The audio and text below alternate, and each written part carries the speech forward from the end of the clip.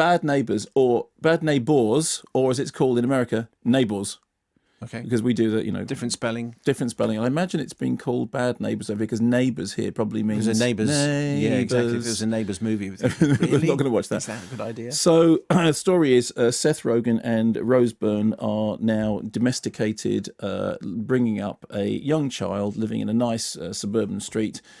Moves in next to them, Zac Efron and his fraternity, but basically Animal House moves in next door, and Seth Rogen and Rose Byrne, they want to demonstrate they're still slightly down with the kids, but they want the next door neighbours to keep it down.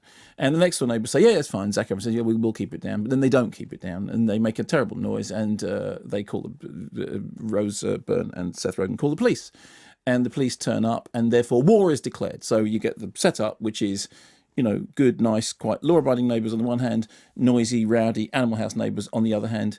A feud is in full swing. Here is a heavily beeped clip. What are you wearing? What are you doing? Yeah. We're throwing a Robert De Niro party. Oh. I'm a taxi driver, De Niro. Yeah, meet the fuck is De Niro. I'm watching you. I'm watching you. Who are you? Oh, I'm Sam Jackson, from Jackie Brown. Hooah! That's Al Pacino. That's not even, yeah. Sent him a woman. Hey, when you called the cops, you violated the circle of trust, fucker. We're sorry. We called the cops, okay? Are you talking to me? Yes. Yes. Are you talking to me? Yes. Yes. No, you're I don't see anyone else here. I don't see anyone else here We're either. trying to talk to you. The path of the righteous man. That's the wrong Sam Jackson speech. Are you laughing or not? Well, it has I'm not telling you off. You're allowed to. It's not, oi, Mayo back at the class. Are you not laughing? really. Share it with everybody. I can see there's comedic potential. Yes, and actually, funny enough, that sort of cuts to the heart of the matter. There is comedic potential. Back in 1981, there was an American movie called Neighbours, ORS, with Dan Aykroyd and John Belushi. And the gag was that they kind of switched the roles. That John Belushi, who was a sort of wild man, was actually the straight guy, and Dan Aykroyd was the zany, annoying one. And they become terrible neighbours, and everything breaks down. This also called Neighbours in America. It's a similar sort of, to some extent, inversion in that Seth Rogen, who actually sort of made his name playing the kind of stoner, Yes, who actually wants to be in the other house. Yeah, exactly. Is playing the straight guy, and Zac Efron, clean cut Zac Efron, High School Musical Zac Efron, is the the laddie Larry, blah, blah, blah. And there are a number of problems with the film.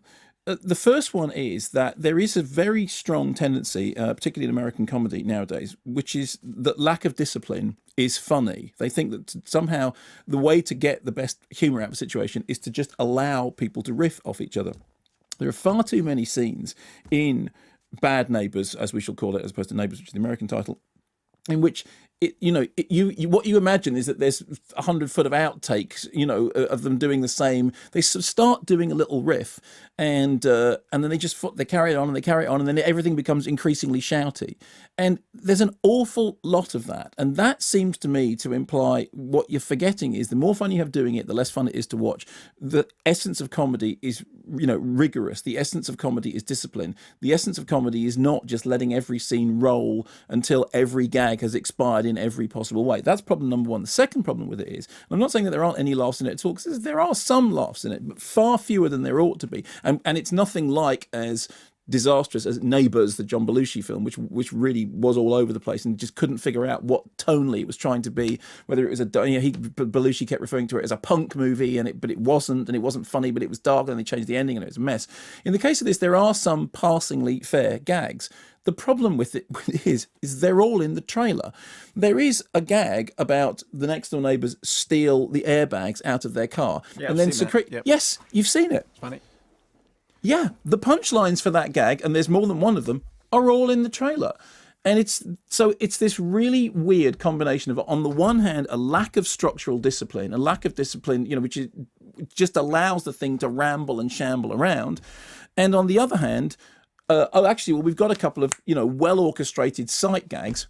Put them in the trailer, and so you go, okay, well, I have seen that one, which would have made me laugh, and this other one is going on way too long, and that's not making me laugh. I mean, Rose Byrne adds a touch of class as she always does, but she's still somewhat sidelined, and it does come down to one idea being stretched way too long. I mean, it's not enough to. It's only 97 minutes, but it's not enough to sustain it. and again, it comes down to insufficient laughter.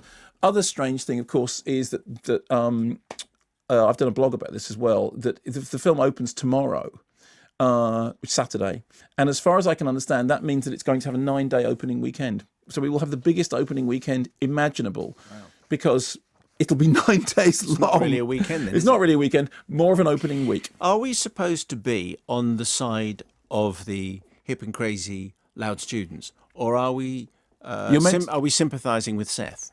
I think you're meant to sympathise with Seth, but also think the loud and I actually think you're digging. I was annoyed by the horrible neighbours just within the course of that clip. Yeah, exactly. I think you're meant to be sort of broadly on Seth Rogen's side, but you're also meant to find the crazy wacky antics of the guys next door, at least funny. And as I said, the gag with the airbag is funny, and I would have laughed much more if I hadn't seen it twice in the trailer.